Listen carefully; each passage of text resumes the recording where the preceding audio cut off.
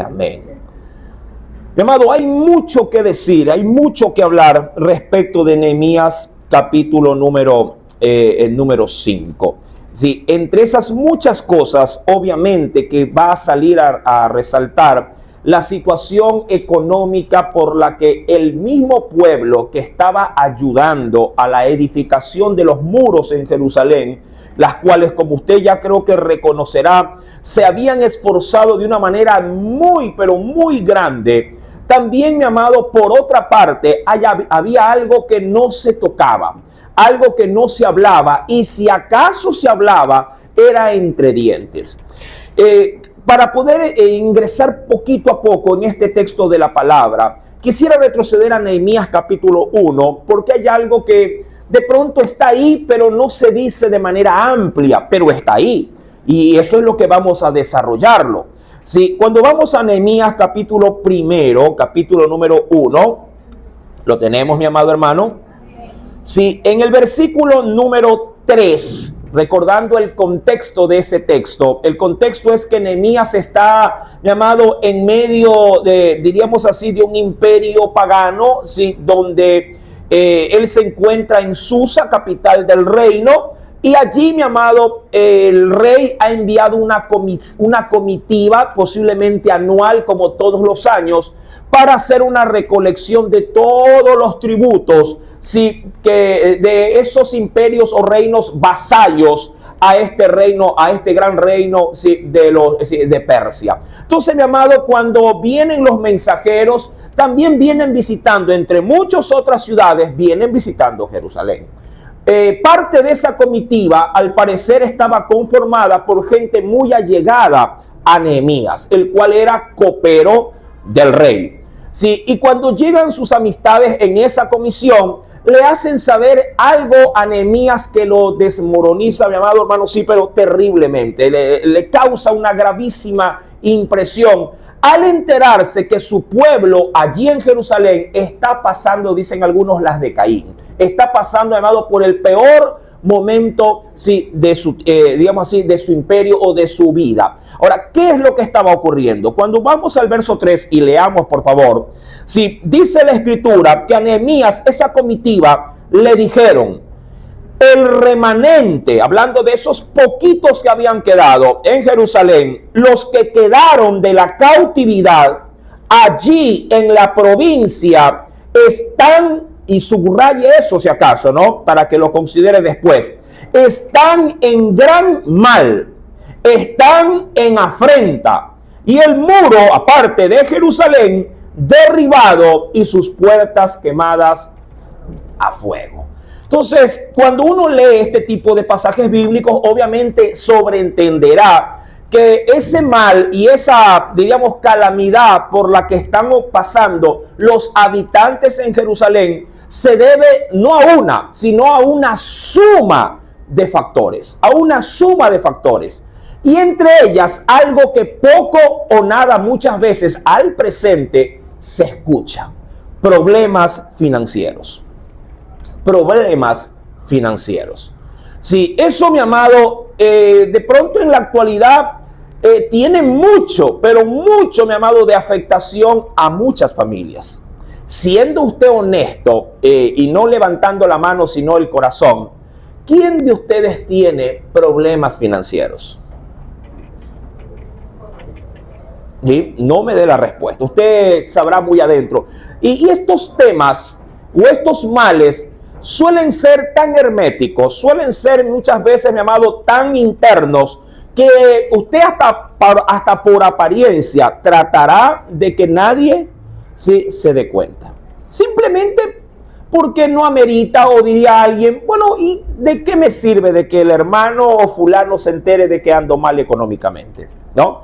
Entonces, como no hay provecho en que otro lo sepa, y mucho menos si no es a quien me puede tender la mano, entonces como que no sirve de nada. Y mucha gente, claro, mi amado, se maneja con la reserva que corresponde, pero eso no implica de que el mal no esté ahí, de que la afectación esté ahí, y que obviamente las consecuencias de esa afectación, mi amado, vayan a terminar, lo que es peor, afectando la obra que el Señor había dispuesto.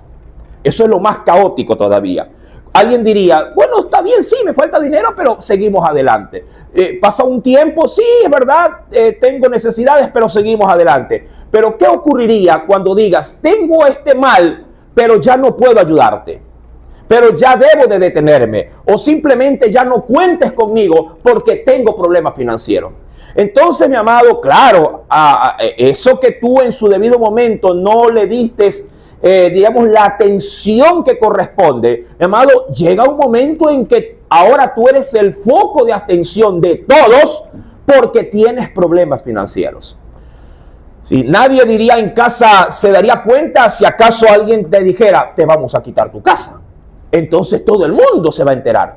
¿Me entiende? Todo el mundo diría, de verdad, sí, hermano, ayúdenme a orar porque me quieren quitar la casa. Pero y la gente ahí recién se entera. ¿Pero qué pasó, hermano? Lo que pasa es que vengo arrastrando muchísimas deudas.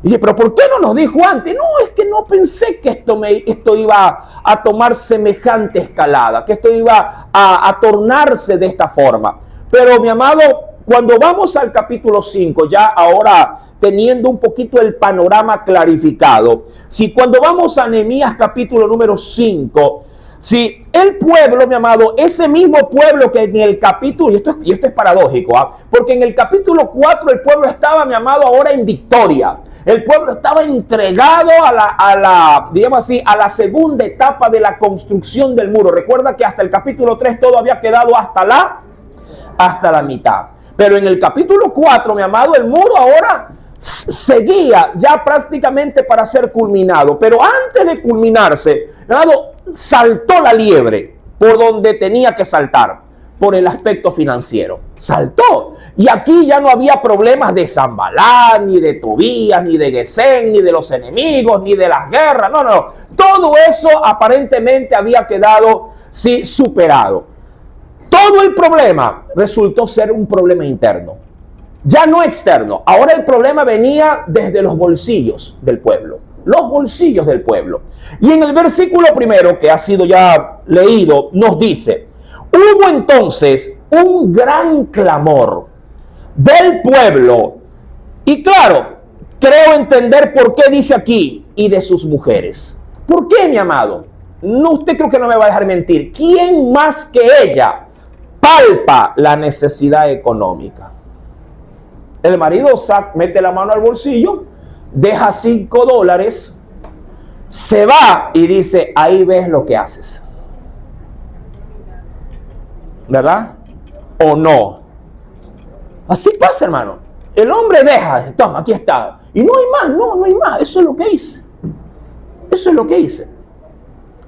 Y en función de eso, y agarra esos 5, y claro, el marido siempre, o el hombre siempre tiene una palabrita o una frasecita como que a veces trilla, ¿no? Y hasta puede hacer dar coraje. ¿Y qué quieres? ¿Que vaya a robar? Linda excusa, ¿no? y ahora, a esa respuesta usted también le puede decir, ¿y quién te mandó a tener familia? ¿Te hubieras quedado solo y no te estuviera molestando? Entonces, mi amado, el que decidió tener familia debe saber qué conlleva eso. Amén. Ya los hombres, todos los hombres están mirando así. Apunte para otro lado, hermano, apunte para otro lado. Mi amado, hoy créeme que de Dios te digo, si el Señor no solo que va a develar las cosas, sino que nos va, mi amado, a enfocar de manera correcta para poder ser de Dios los administradores que Él desea que seamos. Amén. A veces no es problema de dinero, a veces es problema de mala administración del dinero. Sí, mi amado, parece mentira, pero eso lo iremos viendo poco a poco. Las mujeres, mi amado, comenzaron a quejarse. Claro, una queja que no se asume como murmuración. Mira, cuando la queja tiene fundamento, no es murmuración. Entendamos ciertas cositas en el transcurso de la lectura. Cuando la queja, mi amado, tiene aval, entonces la queja es válida. ¿Me entiende? Si Dios te da de comer y te quejas, eso es murmuración. Si Dios te sostiene y te quejas porque no te da más de lo que tú quieres, eso es murmuración. Pero cuando la queja tiene fundamento frente a una necesidad de irresponsabilidad por parte de quien debe de sustentar, entonces la queja es válida y se hace clamor delante de Dios. Y lo que es peor, Dios atiende ese clamor y, mi amado, te juzga en contra. ¿Sí? Por eso Malaquías menciona, entre muchas otras cosas, que habían clamado las esposas frente a maridos desleales. Y esa deslealtad hace que Dios tome medida, sí, en el asunto. Mi amado, las mujeres clamaron y dijeron, si nuestros propios hermanos judíos nos están agraviando. Uy, terrible. Dice aquí, clamaron contra sus hermanos judíos. No clamaron contra Gesem, ni contra Tobías, ni contra Sanbalat. Dice, verso 2. Me encanta porque el verso 2, verso 3 y versículo número 4, todo empieza con un denominador común. ¿Cómo empieza? ¿Ah? ¿Qué dice? Una expresión ahí. Había quienes decían, eso es un remarcar de los 3 versículos siguientes. Había quienes decían tal cosa, habían quienes decían otra cosa, ya vienes quienes decían otra cosa. Eso, mi amado, remarca la intensidad del colmo a la medida que ya no se aguantaba. Cuando alguien, mi amado, ya en todo ve algo, diríamos así, algo que señalar, algo que cuestionar, algo, mi amado, que no le deja tranquilo, eso ya son los colmos. Mira, ¿cómo tú te das cuenta de que se viene un huracán financiero, sobre todo hoy por el tema, ¿no? Del cual se ha dicho a manera de estudio, se ha dicho algo no anda bien. Cuando ya las cosas comienzan a tomar una escalada de manera desproporcional, cuando, mi amado, se intensifica el reclamo. Cuando la situación día a día, mi amado, día a día comienza a tornarse de gris a oscuro.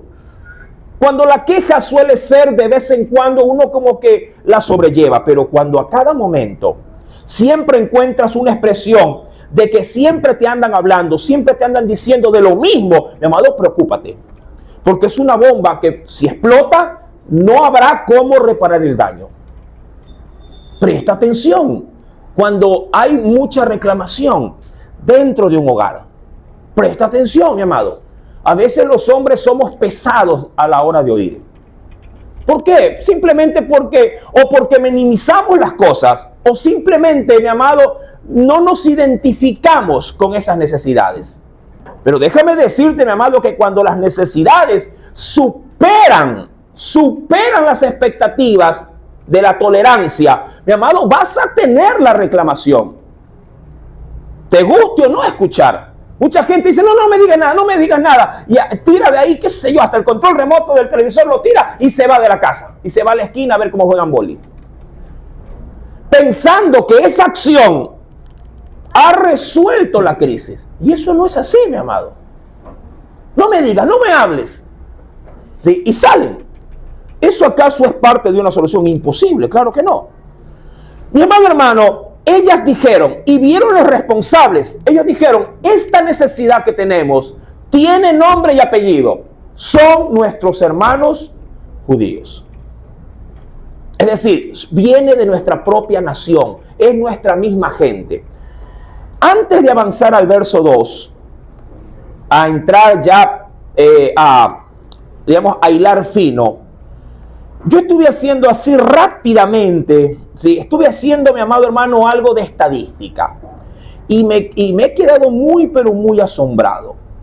Y antes de dar esta pauta estadística, mi amado hermano, quisiera darle un pequeño, ¿cómo le digo? Un pequeño, no concepto, podría ser un comentario, sí, un comentario como para poder ambientarnos a lo que vamos. Y ojo, estos datos, mi amado, son fieles, no son inventados, son fieles porque son tomados de páginas serias de las redes sociales, ¿sí? Del internet obviamente, ¿sí? Y que creo yo que sí se ajustan sobre todo a nuestra realidad, porque estos números que voy a dar se alteran se alteran con el pasar de los meses, se alteran con el pasar de la situación geopolítica, se alteran con el pasar de los años, se alteran también, mi amado, con el asunto de la demografía, ¿sí? La parte hablando del aumento de la población. Y son muchos factores los que alteran esta estadística y va a estar siempre en movimiento, siempre. Ahora, antes de dar estos datos estadísticos, según, mi amado, según se cree, de acuerdo a analistas financieros, dicen que respecto de los ingresos, porque aquí es que donde quiero obviamente dar, sí, la parte financiera, sí, mi amado, hay quienes han denominado a la pobreza como la fiebre de la sociedad. La pobreza. Sí, hay muchos analistas financieros que lo han decretado o lo han especificado como la fiebre de la sociedad. ¿Y por qué le dicen fiebre? Porque a veces, mi amado, está en alta temperatura y a veces está a temperatura normal. Y a veces demasiado baja también. Sí, los extremos obviamente son malos. Siempre el equilibrio, como en la temperatura del cuerpo, es la que nos mantiene bien. Pero a veces no, a veces como que se trepa o desciende de manera calamitosa. Ahora, en función de eso, mi amado hermano, según las estadísticas, sí, hay que entender, para dar los números, hay que entender cómo funciona. Ojo, y ojo con esto, hay que entender cómo funciona nuestro sistema financiero. ¿Y usted cómo hacía esos datos en esta enseñanza? El contexto se lo va a decir por qué. Y a eso es que vamos, primer punto. ¿Cómo funciona nuestro sistema financiero? ¿Cómo llega el dinero a tu bolsillo? Punto inicial de partida, sí, que debemos, creo yo, entre todos, sí, considerar. Nuestro sistema de generación de finanzas, mi amado, tiene en un 95%, y esto es altísimo, mi amado, y preste atención, tiene en un 95%, mi amado hermano, sí, la generación de recursos que no dependen de ti. El 95% de los ingresos que tú percibes no dependen de ti. Dependen de dos cosas o de dos factores. De las instituciones privadas o públicas a las que tú prestas tu servicio. Dicho de otra forma, el 95% de la población recibe un salario en función de lo que las instituciones privadas o públicas te deseen pagar. Eso, mi amado, es sorprendente. ¿Por qué? Porque no eres tú el que pones el salario. Son ellos los que te ponen el salario. ¿Esto está claro? ¿Verdad? Yo creo que sí. El 5% restante, mi amado, busca la forma de cómo ponerse su salario. Solo el 5%, de cada 100 solo el 5%. ¿Cuál es la fórmula? Instituciones públicas, en positivo, más instituciones públicas y privadas, menos las instituciones del Estado y privadas que generan también tus egresos. Segunda verdad financiera. En todo país, el salario que tú percibes, ¿sí?, que se genera a través de instituciones privadas o públicas, primero, antes de llegar a tu bolsillo, pasa por un filtro. Pasa por un filtro. Que a su vez, mi amado, sí, depende de las instituciones públicas o del Estado y instituciones privadas. Sí, toda la suma menos toda la resta es lo que llega a tu bolsillo. Llámense bomberos, llámense empresa eléctrica, llámense Capag, bueno, todo. Bancos privados. Una vez, mi amado, que tú entiendes esto, entonces tú podrías realmente identificar cuánto mismo es lo que te queda acá.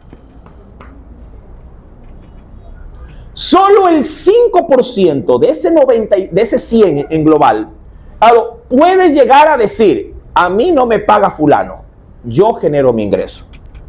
A mí no dependo de sutano. Yo si salgo, trabajo, hago. Si no salgo y no trabajo, no hago. Primer punto, mi amado, que insisto, todos debemos de tener presente. Todos. Porque todos, mi amado, vivimos sujetos a un Estado. Amén. Todos vivimos sujetos a un estado. Segundo punto, mi amado, que debemos también de considerar.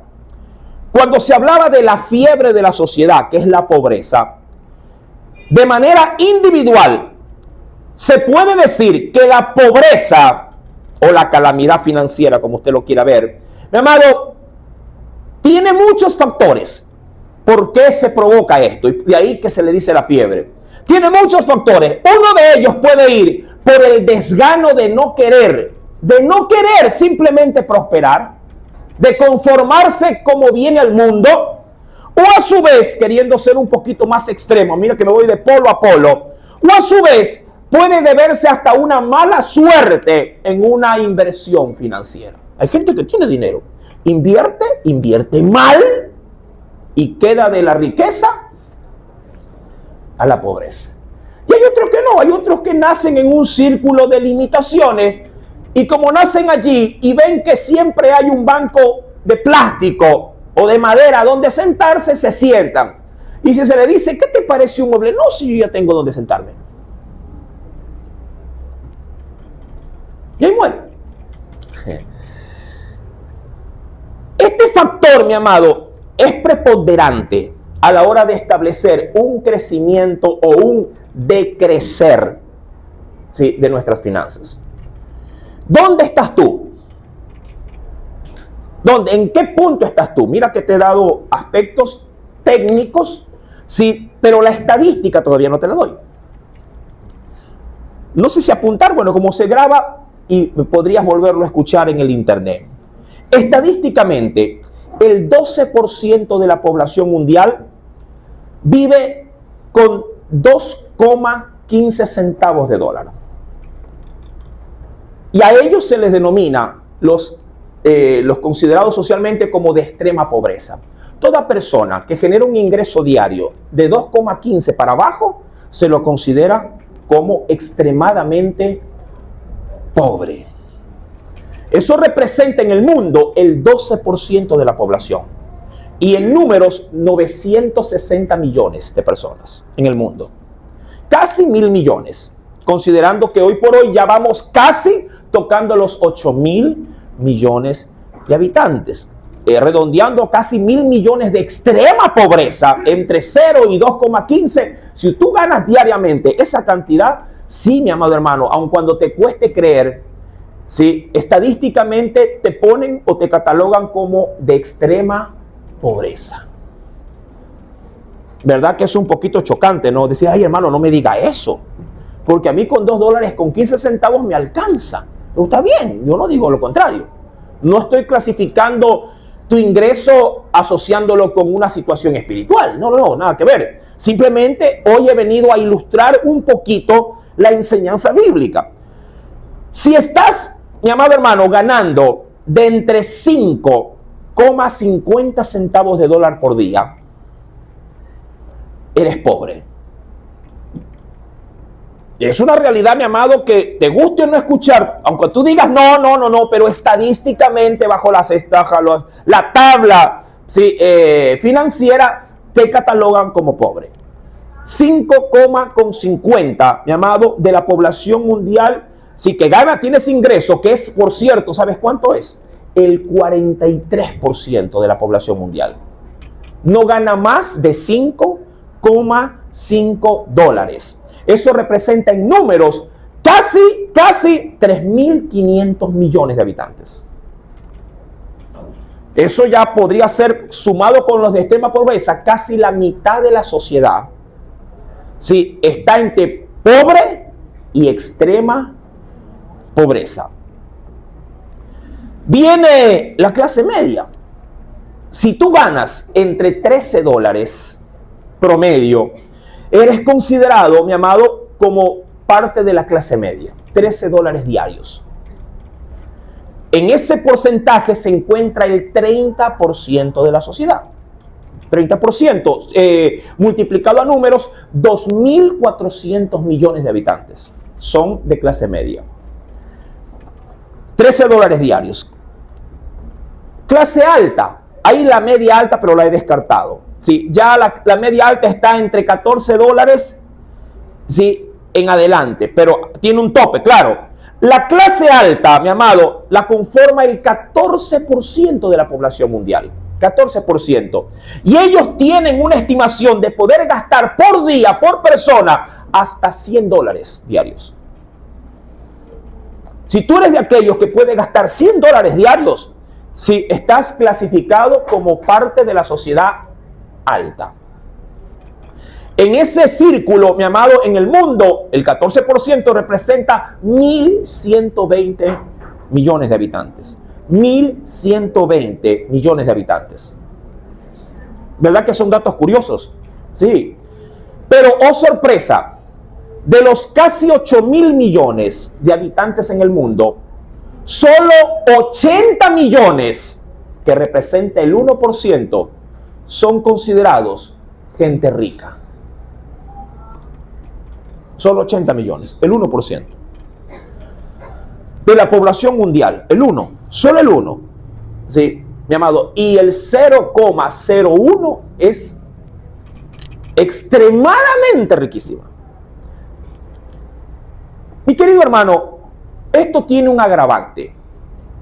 Mira que te lo pongo, estoy todavía analizando de manera objetiva, estadística este asunto.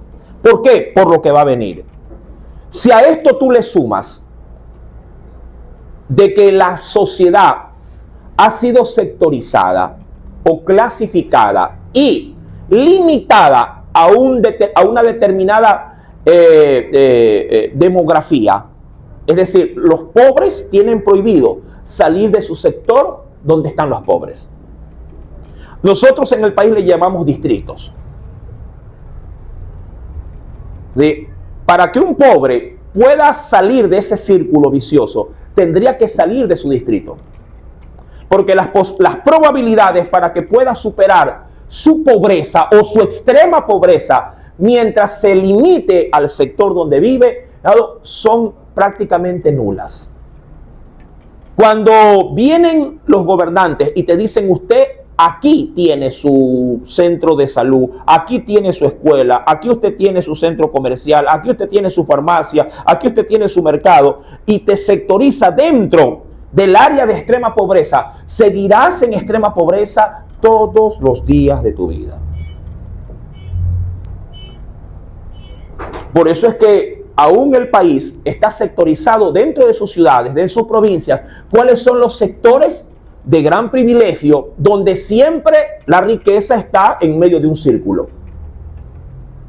De ahí que cuando alguien, por alguna gracia de Dios, se interna en un sector donde hay o clase alta o clase rica, tiene altísimas probabilidades de salir de la pobreza o de la extrema pobreza y posiblemente escalar a lo que se clasifica como la clase media o hasta clase media alta. Una realidad, mi amado, que la viven todos los países del mundo. Sabido esto, ¿verdad que es impactante la noticia, la información? Sí. Sabido esto, el pueblo estaba en extrema pobreza. Extrema pobreza. Tal era la pobreza de la nación, de los que estaban en Jerusalén, que no les quedó más que vender a sus hijos para pagar sus deudas. Por eso el contexto. La pobreza fue de tal naturaleza que la única forma, ya no tenían que vender, ya no tenían que hipotecar, ya no había que más empeñar. Todo estaba a sus prestamistas.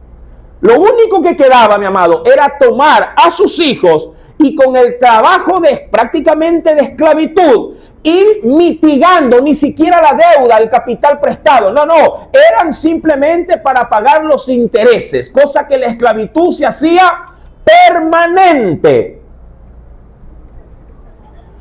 Y lo peor de eso, mi amado, es que esa esclavitud estaba, mi amado, sujeta a otros, sí, o a un grupo muy reducido, sí, que eran propiamente de la misma nación de Jerusalén. Sus propios, digamos, coterráneos eran quienes tenían puesto el pie sobre la nuca de sus adeudados. Ahí la tenía, aplastada. Cuando el pueblo trabajó, porque eso sí te digo algo, la clase pobre, mi amado, no extrema pobreza, la clase pobre suele ser la más desprendida. ¿Sabes por qué? Porque entiende lo que es necesidad. La clase pobre era la que estaba sirviendo en las murallas. Era la que estaba acarreando. Era de aquellas que Nehemías había dicho, vengan sus mujeres y sus hijos. Era la clase pobre. Los nobles, los de clase o de alcurnia alta, sí, y ojo mi amado, no tengo hoy nada que decir de que ser lo uno o lo otro es pecado. Cuidado. Yo simplemente hoy me he limitado a dar datos estadísticos financieros, sí, respecto de cómo está el hombre o la sociedad en este mundo a la fecha, simplemente para determinar, mi amado, una inclinación, una tendencia. Y en función de esa tendencia, y según obviamente el estudio que nos compete en Nehemías capítulo número 5, poder darnos cuenta, mi amado, que la realidad de hace más de 2000 años, 2500 años, no ha cambiado mucho a la fecha. No ha cambiado mucho. La situación y la tendencia sigue siendo la misma. Y eran ellos, mi amado, los que comenzaron a decir. Ellos comenzaron a decir. Habían quien decía, nos dice aquí, ¿por qué? Porque la realidad de tres grupos de esa sociedad extremadamente pobre, mi amado, era la que ya no aguantó.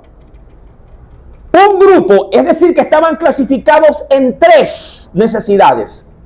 Unos de una, otros de otra y otros de otra. El primer grupo de pobreza, llamado, estaba acumulado diciendo, nuestros hijos y nuestras hijas, dice allí, somos muchos, por tanto hemos pedido prestado grano para comer y vivir. Curioso, curioso. La gente pobre es la que más hijos tiene. Mira, la realidad no varía. ¿O usted cree que ha variado? No, mi amado. Los pobres son los que más hijos procrean. Sí se da cuenta, ¿no? La Biblia lo dice. ¿Ha cambiado esa realidad? No. No. Y como no hay, mi amado, no hay una debida tendencia de educación familiar, obviamente, mi amado hermano, que al ser más, ganando en extrema pobreza en la actualidad, un promedio de ¿cuánto? $2 con 15 centavos. Yo te pregunto, ¿cómo mantener un hogar de 5 hijos con $2.50? ¿Verdad que es sorprendente? Dice, no, hermano, esto se ajusta hasta las estadísticas. Por supuesto que se ajusta. De ahí mi interés de buscar esto. Porque a mí, mi amado, al leer estos pasajes de la Biblia, mi amado, me despertaron las alertas. Digo, no, aquí pasa algo. Y pasa algo que Dios quiere desde el altar, mi amado, publicarlo, gritarlo, con la única intención, mi amado hermano, de que el pueblo pueda llegar a abrir sus ojos. Y claro, una vez detectada su necesidad, mi amado, no se quede de brazos cruzados. Porque a la hora de afrontar estas necesidades, todo el mundo espera salir de esa condición con decisiones como las que va a tomar Nehemías.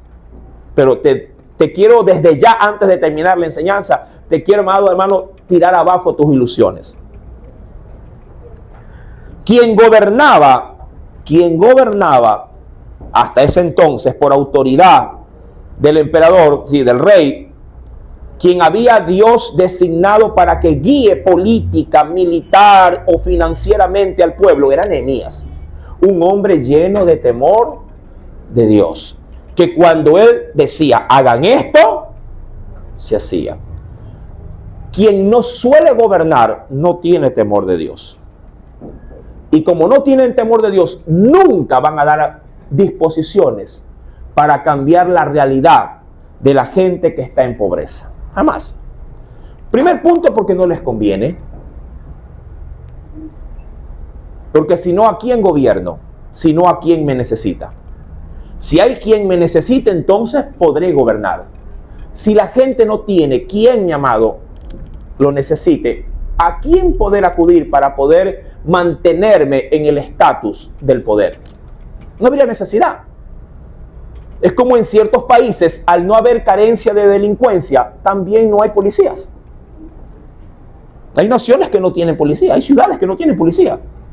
No hay necesidad y por ende, plazas de empleo de esa naturaleza, no hay. Diría alguien, ay, que haya delincuencia, ¿para qué? Para poder ser policía, pagan bien. Imagínate que nadie se muriera, que no hubiera enfermedad, no hubiera ¿qué cosa? No hubieran médicos. Dijeran, no, pues hermano, ¿y cómo? ¿Qué culpa tiene si de pronto Dios quiere sanar a toditos? La necesidad crea justamente un factor cíclico, ¿sí?, de poder. Por la necesidad.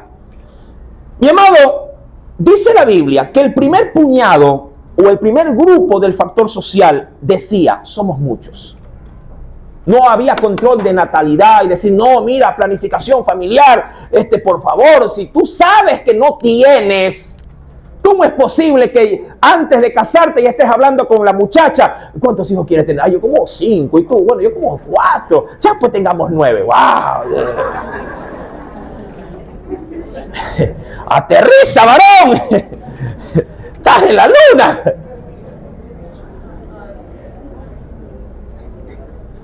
Es tremendo esa situación. No se puede, hermano. Por ahí, si acaso, ¿cuánto tienes? ¿Cuánto puedes criar? ¿Cuánto tienes para criar? ¿Ah? ¿Cuánto? Hermano, que me salga mucho, porque la verdad que no alcanza. Es que la realidad, mi amado, no puede ser olvidada en asuntos espirituales. A veces, mi amado, inclinados por una fe exagerada, ¿sí? Una fe, mi amado, que hasta nos hace ver como indolentes. Nos vamos por la indolencia para justificar la fe. Y eso es un error tremendo, mi amado. Porque cuando la fe ya nos quedó corta ante la realidad de las decisiones, entonces le imputamos a Dios la culpa. Y le decimos, Señor, ¿cómo es posible que en esta casa no haya para alimentar a mis 15 pequeños? Entonces uno dice, no, pues. ¿O por qué, Señor, no me das los 1.500 para que tengo que tener en el bolsillo para pagar todo lo que he adquirido? Y dice, ¿quién te mandó a utilizar recursos que no tenías con el crédito? Ganas 400 al mes y te compras un celular de 500 diferido. ¡Hazme el favor! ¿Estás loco? ¿Estás loca? ¿En qué cabeza? Sabiendo que tienes 5 hijos, mujer y planillas que pagar. ¿No te parece una locura? Hermano, esto me parece espiritual. ¿Cómo que no?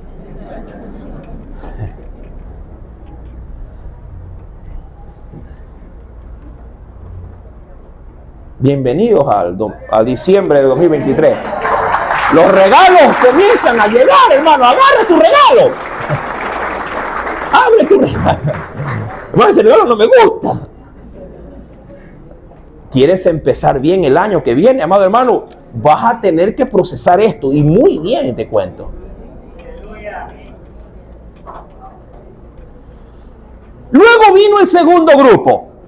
Mira, de los que estaban en extrema pobreza. Ellos, bueno, al término del segundo, del primer grupo, perdón, el verso 2 al término, para no pasar por alto esto.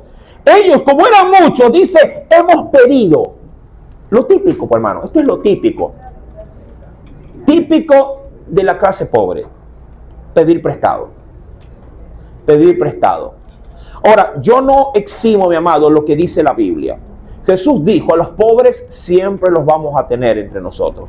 ¿Por qué? Porque la realidad social, Cristo es consciente que en la realidad social habrá gente siempre limitada a la pobreza. Insisto, este es un factor que no se puede determinar con precisión, pero sí se puede estandarizar por las estadísticas. La gente suele ser pobre, primer punto, porque muchos no tienen deseo de superarse. Se conforman porque hoy comieron arroz. ¿Con qué comió? Arroz con huevo. ¿Se llenó? Sí. Perfecto, es decir, yo ya comí. Y hay gente que ve esto, que no es pecado, por cierto, cuidado, a mí me gusta el arroz con huevo. Pero, mi amado, alimentar una familia con arroz con huevo diariamente podría hasta atribuirse como negligencia. Porque usted sabe que en la crianza también debe de haber, mi amado, la nutrición. En la alimentación, perdón, debe de haber la alimentación, debe de haber la nutrición. El arroz, que es carbohidrato, sirve, pero si usted le mete solo carbohidrato, usted tendrá un niño inflado, pero con anemia. Y los padres dirán, está gordito, sí, pero gordura no es sinónimo de salud. Hay gente que puede ser muy delgada, pero si come lo que es, llamado niños muy resistentes. Entonces, esta gente acudió a lo que se acostumbra a acudir en la clase de extremada pobreza o pobreza. Préstamos. Llamado, créame, esto se va a oír un poquito pesado. Bueno, si se quiere ir contra mí, bueno, yo no importa, hermano, yo soy de caucho. Dele nomás. Sí, yo no me voy a hacer ni más grande ni más chiquito. Sí, ni me voy a inflar, ni creo que me voy a enflaquecer más. Pero, amado, que un pobre tenga tarjetas de crédito, a mí me parece escandaloso. Por una sencilla razón. Por una sencilla razón. Una sola. Cuidado, va a estar señalando a su hermano. Pues tiene tarjeta de crédito, ¿no? No haga eso. Esto simplemente es algo más que está dentro de esta enseñanza. Amén. Sí la está asimilando bien, ¿no? Por una sencilla razón. Porque no sabe administrar el efectivo. ¿Cómo va a administrar el crédito? Esa es la razón de peso. De peso.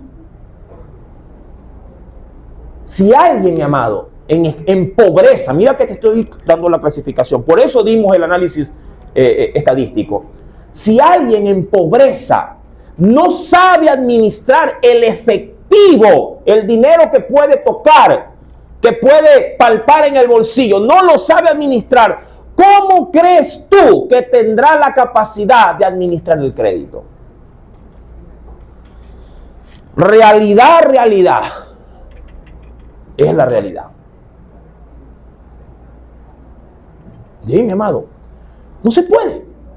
Pero hay muchos pobres que manejan tarjetas de crédito. Y en tal sentido, su círculo de deuda es permanente. Luego iremos a ver los factores negativos. Hoy es Santa Cena. ¿Tiene algo que hacer el domingo a la tarde, no? Yo dije, Señor, quiero avanzar a terminar el capítulo 5.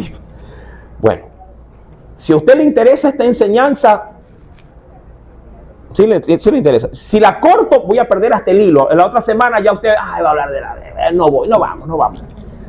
Yo los conozco, hermano, yo los conozco.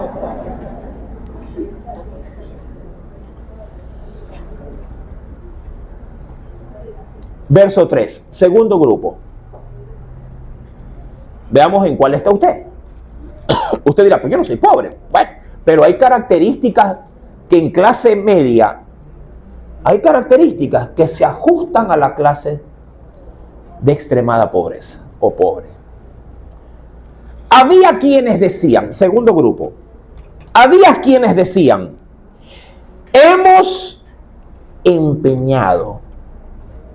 Estos tenían, pero por necesidades, es decir, bajaron de la... Yo creo que alguien que puede tener algo no es pobre, pero siendo un mal administrador, pierde lo que tiene y cae en deuda. Mira, Había quienes decían, hemos empeñado nuestras tierras. Un pobre no tiene, o así se asimila. Nuestras viñas, tenían viñas, y nuestras casas, tenían casas, plural. Hemos empeñado, sí, tierras, viñas, casas, y lo hacían para sustentar lo que la clase media, por lo general, suele buscar casi todos los días. ¿Qué cosa? El pan nuestro de cada día. Por la comida. Por la comida. Verso número 3. Para comprar grano, ¿a causa de qué? Del hambre. Los otros ya no tenían no había nada, pues no, ya otros no tenían nada. Pero estos eran clase media, pero la clase media está a un paso, si no administra correcta y adecuadamente, está a un paso de la pobreza.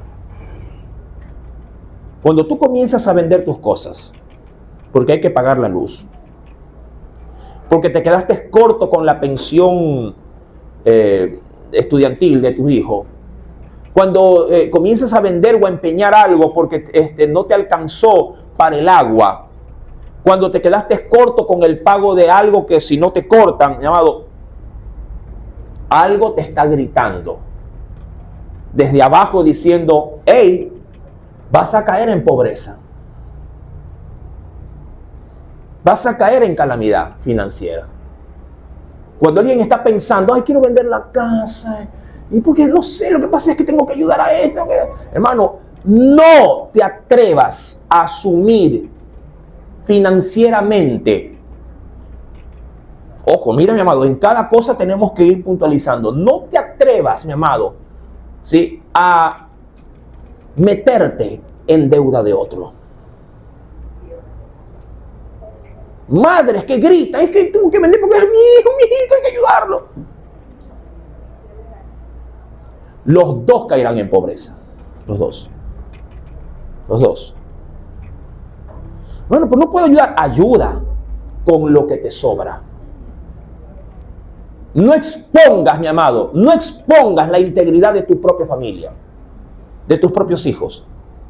Esto no es egoísmo, porque le estoy diciendo que ayude con lo que puede ayudar.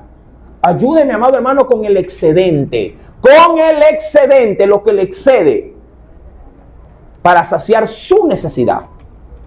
Supla su necesidad y con el excedente, si sobró, entonces, mira, te ayudo. Si a usted le andan dando vuelta las moscas de que hay que vender la casa y me voy a vivir contigo,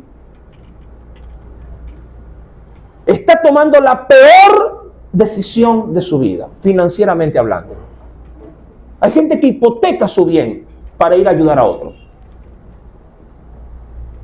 Y cuando se da cuenta, mi amado, la hipoteca se tragó lo que dejaste, mi amado, y el mal financiero se heredó a quien recibió el beneficio de esa hipoteca.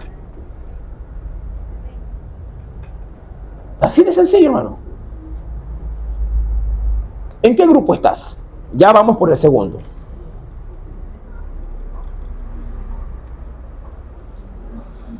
De ahí que sí me apena cuando escucho a hermanos o hermanas que me dicen, pastor, vendí la casa para irme a meter a donde, al fondo. Y hoy por hoy quieren salir del fondo porque se dieron cuenta, mi amado, que se fueron de una estabilidad de media a pobre. ¿Saben lo que es peor? Que cuando toman estas decisiones, ni siquiera se toman la molestia de decir, ¿le parece bien lo que...? Y ojo, cuando usted me dice a mí, lo que ya hice no me interesa. ¿Por qué? Porque ya lo hizo. Y si usted ya lo hizo, ¿para qué cuenta? Entonces, pastor, ¿qué le parece? Y me embracé. Ya, pues su problema, pues, ¿qué quiere que le diga? Ya ahí lo tiene. Ore para que el Señor se lo mande con salud. Nada más. Pero cuando usted pregunta o consulta antes de meter las 4, entonces la cosa cambia. Porque usted está pidiendo dirección. dirección. ¿Qué le parece tal cosa? Digo, bueno, mira, me parece que debería de ver esto o lo otro. Ay, yo no he visto esas cosas. Así es, debe de contemplarlas. Porque las decisiones, mi amado, en Dios deben de ser tomadas bajo su guía, aún en el área financiera. ¿Sabes por qué? Porque si tú te metes en algo donde no puedas salir, ni para la ofrenda te queda. ¿Por qué cree que tenemos que no diezman? Unos no diezman porque no les da la gana, porque son egoístas, duros de corazón. Otros porque si la deuda no se lo permite y se privan de la bendición de Dios. ¿En qué grupo estás? Es que yo no creo en el diezmo. No me interesa si lo crees. A mí no me interesa si lo crees o no crees, porque el problema no es conmigo. Es como que me digas, yo no creo en la salvación. Tampoco me interesa, pero yo sí creo en la salvación. Y creo en el diezmo, y creo en la resurrección, y creo en todo lo que la Biblia me dice que tengo de creer. De creer. En esto creo. El resto que pase cantando. Porque yo sé que cuando hago lo que creo en la Biblia, Dios se encarga de prosperar, de bendecirme, de cuidarme y de proveerme. Aleluya.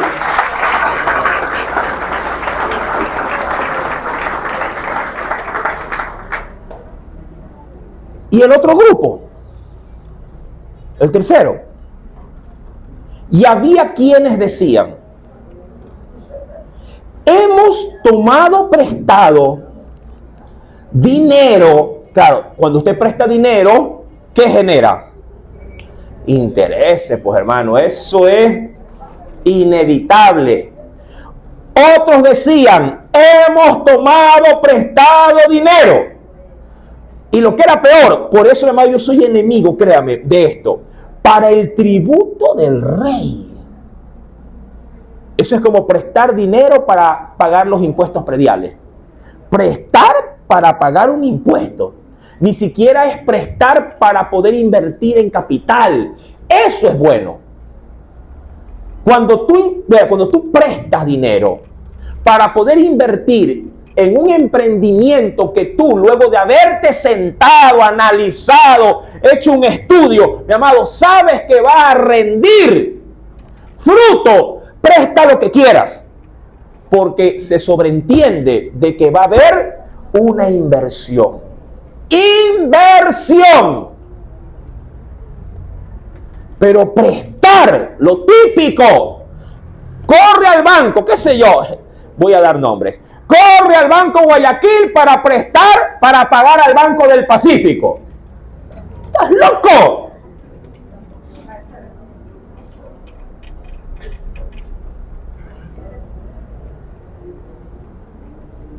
Es una locura, hermano. Es que es un avance nomás. Por eso es que los sueldos te salen muchos. Porque haces préstamos. Mira, así sea del seguro, del BIES, sigue siendo una entidad bancaria que genera intereses. Préstamos quirografarios para pagar deudas de tarjetas de crédito. De un banco a otro banco. Lo peor de esos préstamos, hermano, es que a veces prestan y pagan una parte o pagan los intereses. Los mínimos. No. Es como ponerse una soga al cuello financiera y decir, no voy a comer este año. Se queda ahorcado. Se queda ahorcado. Por eso es que vienen los niños. Papá, ¿no hay para el lunch? No, mijito, no hay. ¿Usted cree que puedo participar? No, usted no puede, yo no puedo ocuparle nada. Papá, mis amigos se van al cine. No, si no puede, no tengo plata. Mira, nuestra mala cabeza. Muchas esposas dirán, ¿cómo no vino este sangre? Digo, mi marido, ¿cómo no vino? Que se me lengua la traba. ¿En qué grupo está? Espero que en ninguno de los tres. Ser pobre, quiero aclarar, ser pobre, mi amado hermano, no es estar en maldición o en pecado. Pero quedarse en pobreza sabiendo que puedo hacer algo en Dios para florecer, sí es pecado. ¿Por qué? Porque caigo en negligencia. La negligencia sí es pecado. Mira, hay gente que puede nacer en un hogar pobre. ¿Me explico? Así le tocó, Dios quiso así. Y usted llega a un hogar pobre, como muchos muchachos dicen, no, yo no sé por qué nací aquí.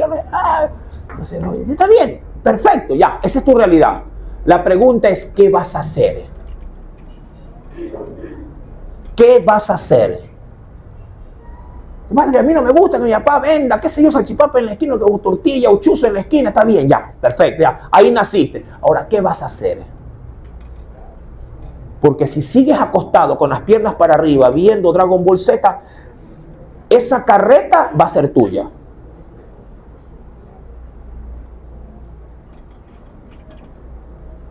Sí me hago entender, ¿no?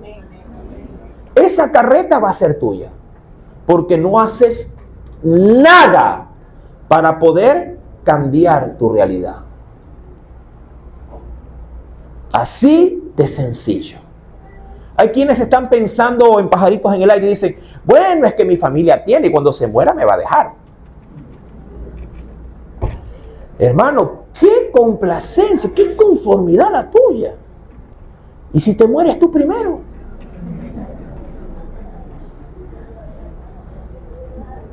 Mira, es que la juventud de ahora es tan ociosa, tan irresponsable, que dice, mi papá tiene 2 casas, una para mí, otra para ti. Y ahí está, o sea, ahí muere todo. Como que si la casa se mantiene sola. Como que si la luz se paga sola. Como que si el internet se paga sola. Por eso es que cuando heredan estas cosas y los que proveían para mantener esos bienes ya no están, pierden lo que le dejaron. ¿Me entiende, mi amado? Esa es la realidad de nuestra sociedad. Por eso agarran, y pues si tenía una casa de 5 pisos y la vendió, sí, porque él nunca mantuvo el bien. El bien, mi amado, hay que mantenerlo, hay que pintarlo, hay que restaurarlo, hay que darle mantenimiento, si no se pierde. ¿Me entiende? Ellos dijeron, hemos pedido prestado dinero para el tributo del rey. Es decir, me endeudo con dinero para pagar dinero y a la larga, amado, el tributo al otro año volvía a llegar.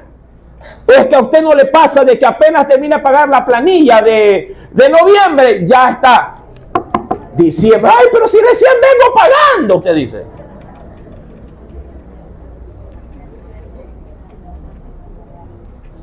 ¿Verdad? Pero si pagué otra vez. Así es, papito. Así es. Esto es un círculo. Un círculo que un buen padre, una buena madre, tiene que agarrar a sus hijos y decir, no, papito, así es, mire, venga para acá, venga. Así es que es esto, mire. Esto genera un gasto en el cual usted no aporta nada. Y el día en que yo no esté, porque yo no soy eterno, a usted le va a tocar hacer esto. Y había quienes decían, hemos prestado dinero para el tributo del rey sobre nuestras tierras y viñas. Es decir, esta era clase alta. Pero que también estaba comenzando a caer en pobreza. Estos no habían vendido, habían prestado por los bienes. Hay mucha gente, mi amado, que se involucra con préstamos. Peor aquellos que tienen intereses escandalosos. Los 3 unidos dijeron, este es un comentario formulado por los 3 sectores, los tres dijeron, ahora bien, nuestras tierras y viñas, ¿qué ocurrió? Respecto, nuestra carne es como la carne de nuestros hermanos. ¿Sabes lo que está diciendo? Ellos tienen necesidad de vestirse, nosotros también. Ellos tienen necesidad de comer de vez en cuando arroz con pollo, nosotros también. Ellos se van de paseo, nosotros también. ellos de vez en cuando van a un mall, nosotros también. Es que obviamente, mi amado, la necesidad es compartida por todos, pero hay una gran diferencia. El sector que tiene sacia esas necesidades y el que no tiene ve cómo otros se sacian. Por eso es que cuando usted ve videos, yo quiero estar ahí, llévame ahí, oye, está bien.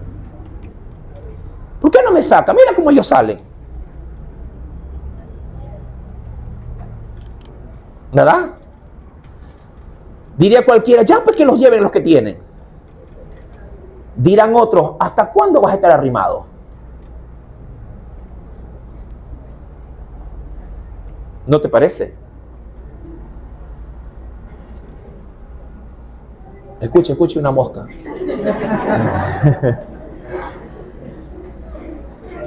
Hermano, ¿seguro que es palabra de Dios? Sí, hermano, es palabra de Dios. Aquí tengo. Ahora bien, nuestra carne es como la carne de nuestros hermanos.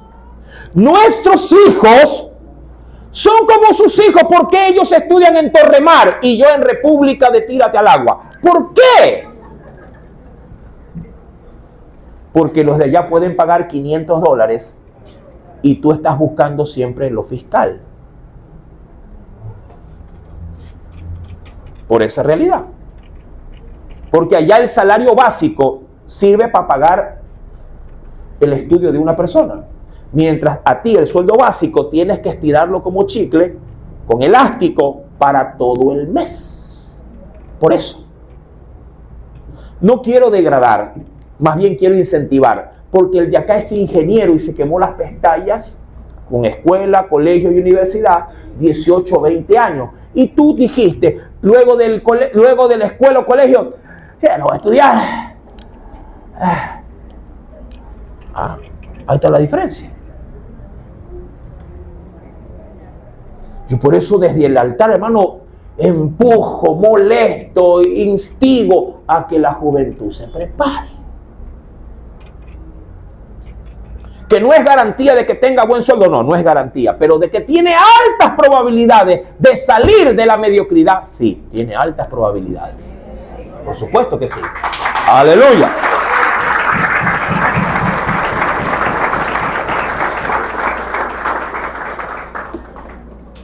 Nuestros hijos también son como los hijos de ellos, al igual que nuestras hijas, pero a diferencia de los hijos de estos, las nuestras están en servidumbre. Qué pena. Han dicho algunos, ¿para qué están los ricos? Para solventar las necesidades de los pobres. ¿Y para qué están los pobres? Amado hermano, ¿para qué? ¿Para qué? Para socorrer a las necesidades de los ricos. Dice, y algunas de nuestras hijas, dice aquí, lo están ya, es decir, son sirvientas o esclavas. Y lo que es terrible y lo más fatal todavía, y no tenemos, ninguno de los tres grupos sociales, no tenemos posibilidades de rescatarlas, es decir, de poder sacarlas de esa situación. Porque nuestras tierras y nuestras viñas ya son ¿de qué? Ya la perdimos. Mira, por lo general cuando uno comete estas torpezas de no ser administradores como Dios quiere que lo seamos, no solo que perdemos nuestros bienes y empobrecemos, sino que nos quedamos ahí. Ni siquiera decimos, bueno, ya se perdió y ahora vamos a hacer otra vez todo para volver a... Sí. ¿Y sabes por qué ya no lo hacemos? Porque cuando nos vemos en el espejo, ya la vida se nos fue de largo. Ya no hay fuerzas, sobre todo, ya no hay tiempo. Ya no hay tiempo. Uno dice, ¿y ahora qué hago? Y podrás, pues ya la gente te ve nomás decir, ¿qué estás buscando? Pero no, a su hijo, man, usted ya no se puede. Ya su fuerza no le da, ya usted no tiene vida útil, como es un poquito medio duro escucharlo, pero la gente allá afuera nos ve, no, usted ya no tiene vida útil. Ya pasó. Y si algo nos dan, es prácticamente, mi amado, es como para limpiar, recoger por ahí algo, hacer mandados, ¿verdad? Y eso es todo. Claro, y ese tipo de trabajos que son, gracias a Dios, trabajos, son muy mal remunerados. Y con eso subsistimos. Subsistimos. Detectado todo esto, llegaré al verso 19, hermano.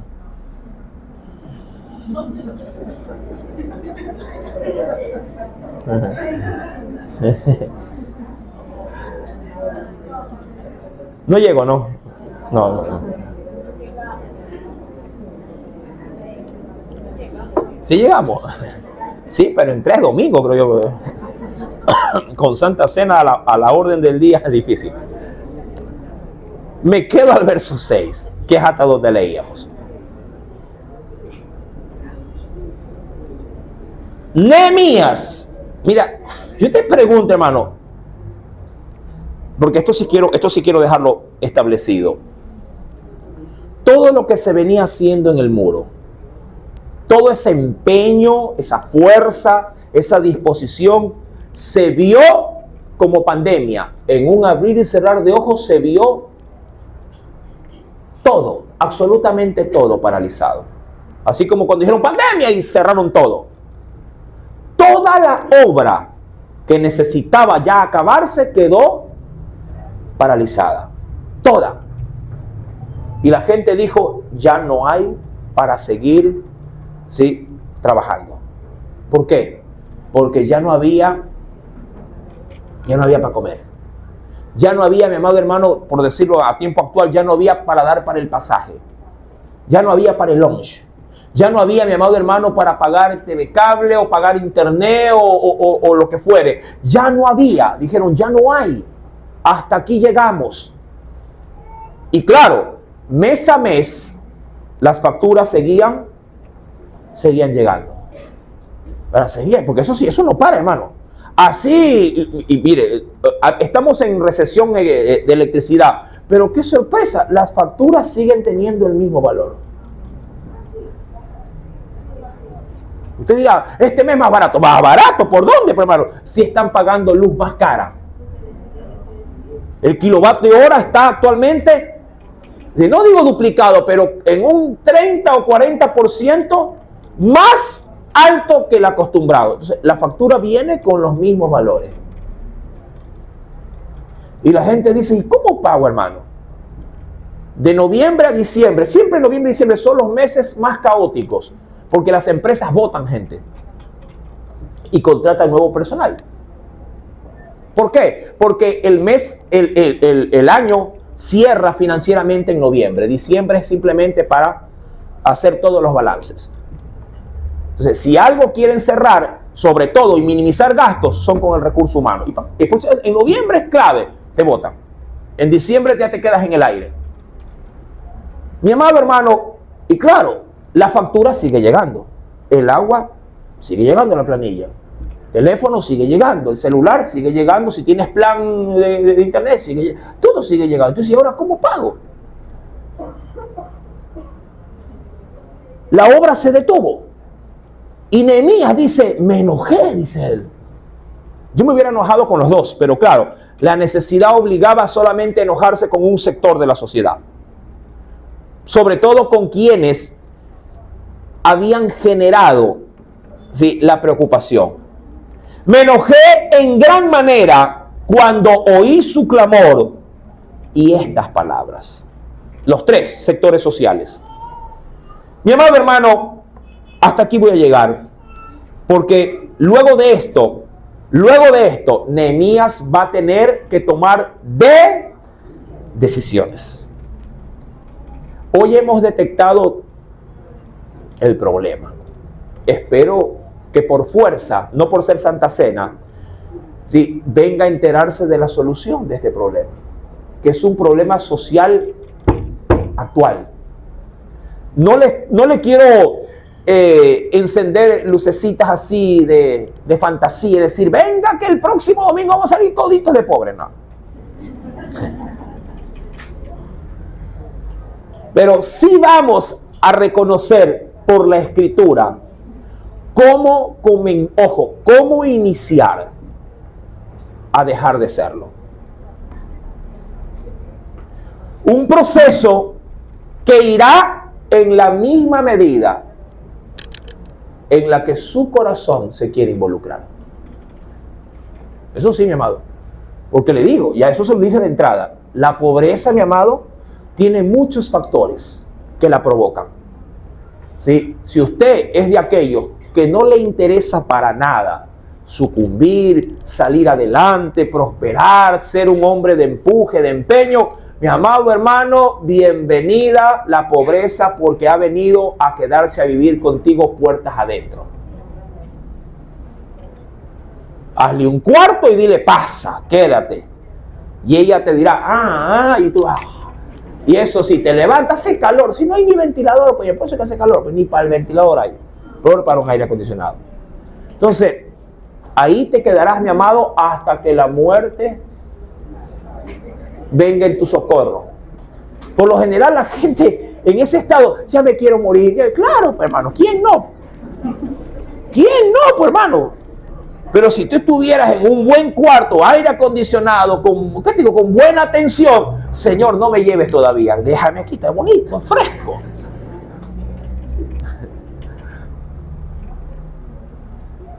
Amados, termino con una cita bíblica. Una cita bíblica. Despierte tu interés. Ageo 1, versos 6 al 7 dice. Ageo, capítulo 1, versos 6 al 7. Dios no es ajeno a esto, pero Dios creo que sí va a despertar tu interés para el próximo día domingo. Ahora, si usted quiere, lo desarrollo en la noche. Hermano, pero yo ya no vengo, pero venga, pues. De puro capricho lo desarrollo en la noche. A ver cuántos vienen. No, dice, venga, hermano, que en la noche, el segundo tiempo del partido. Bueno, vamos. Ay, sí, todito. Al próximo domingo de la mañana. Ageo 1, versos 6 al 7 dice. ¿Lo tienen?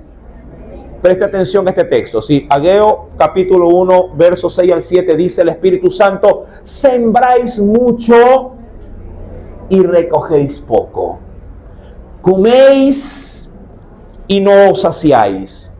Bebéis y no quedáis satisfechos. Os vestís y no os calentáis. Y el que trabaja, a jornal, a pago diario, recibe su jornal en saco o en bolsillo roto. Así ha dicho Jehová de los ejércitos: meditad sobre vuestros caminos. ¿Cómo que la finanza no tiene nada que ver con lo espiritual? Tiene mucho que ver. ¿Cómo resolver este problema? Venga el próximo domingo y lo sabrá, con la ayuda del Espíritu Santo. Amén. Si el Señor habló a tu corazón, a tu vida, dale una muy fuerte ofrenda de aplauso a nuestro Dios. Oremos, mis amados hermanos, y pongamos estas palabras del Señor en nuestro corazón.